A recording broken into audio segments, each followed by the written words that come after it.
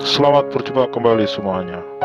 Semoga kalian dalam keadaan sehat dan selalu dalam lindungan Tuhan Yang Maha Esa. Sekarang kita sudah memasuki bab kedua, yaitu teks eksposisi. Pada bab ini, yang kita bahas adalah pengertian, ciri-ciri, dan jenis-jenis teks eksposisi. Identifikasi teks eksposisi. Pengembangan isi teks eksposisi. Struktur dan kebahasaan teks eksposisi.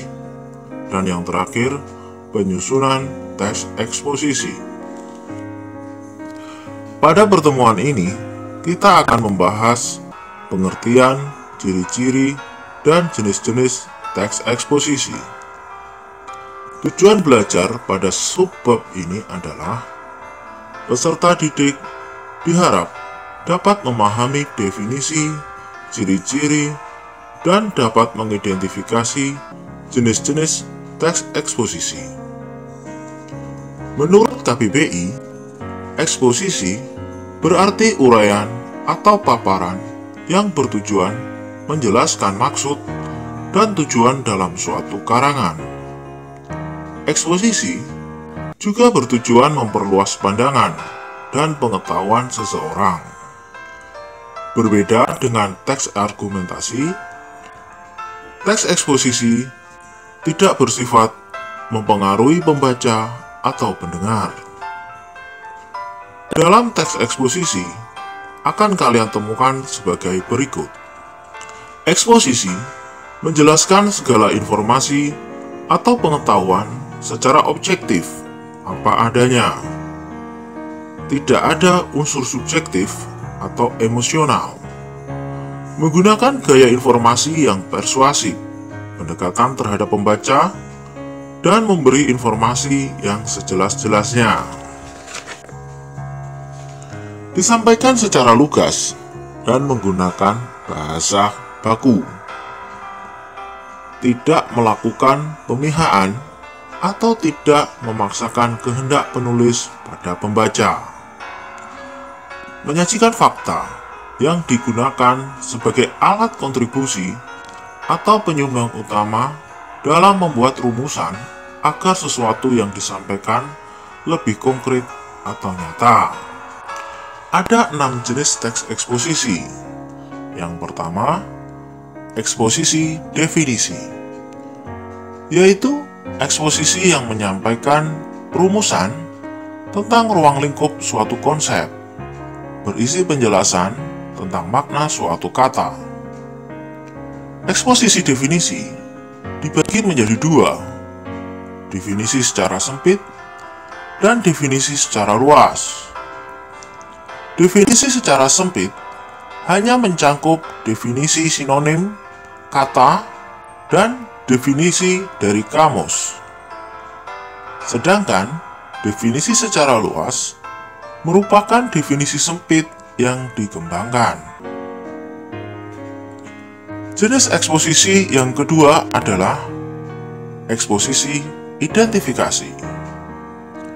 Metode yang berusaha menyebutkan ciri-ciri atau unsur-unsur pengenal suatu objek.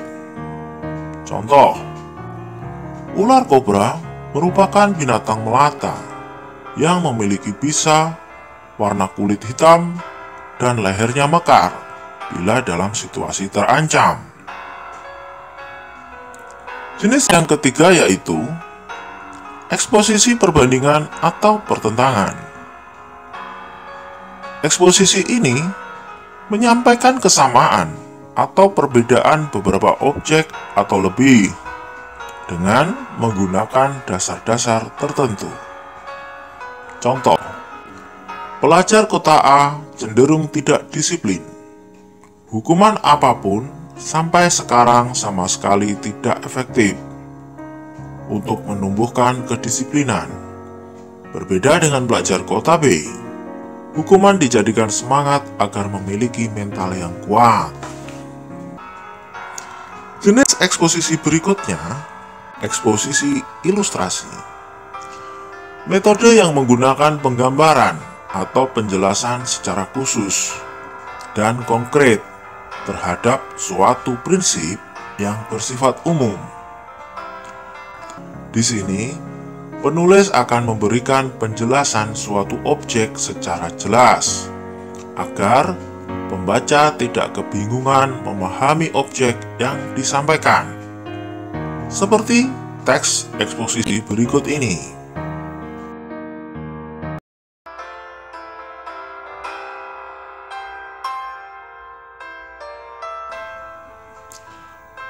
Jenis eksposisi klasifikasi. Metode memberikan penjelasan dengan menggunakan teknik pengelompokan objek. Contoh, jenis bunga anggrek yang kemudian dikelompokkan menjadi anggrek hitam, anggrek bulan, anggrek dendrodium, dan sebagainya. Yang terakhir, eksposisi analisis. Ada dua macam eksposisi analisis, yaitu eksposisi analisis kausal.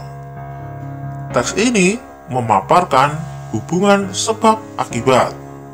Contoh, pemberlakuan PPKM akan berakibat pada perekonomian masyarakat. Lockdown akan berakibat masyarakat menjadi stres.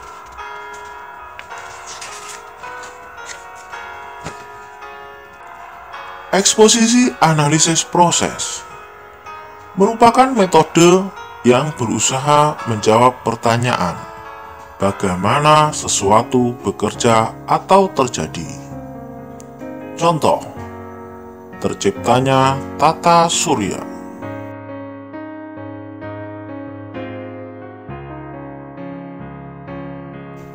Terbentuknya air terjun.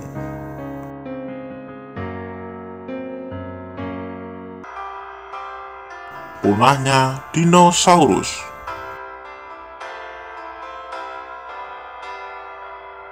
Dan sebagainya.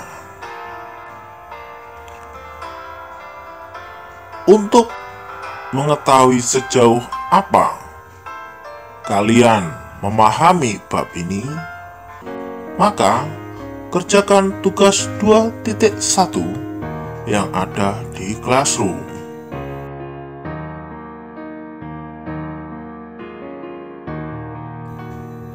Selamat belajar.